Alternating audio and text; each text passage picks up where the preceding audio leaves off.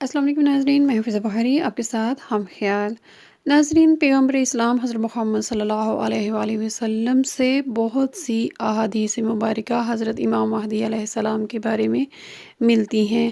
ان میں سے ایک حدیث آپ کی خدمت میں پیش ہے۔ بسم اللہ الرحمن الرحیم۔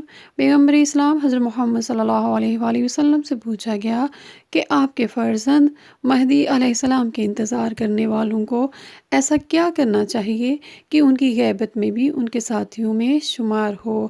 آپ صلی اللہ علیہ وآلہ وسلم نے فرمایا کہ شب جمعہ یا روز جمعہ سورہ کہف کی تلاوت کرنے والا میرے فرزند مہدی کے ساتھیوں میں شمار ہوگا۔ سورہ کہف کی تلاوت کرنے والا دجال کے فتنے سے محفوظ رہے گا۔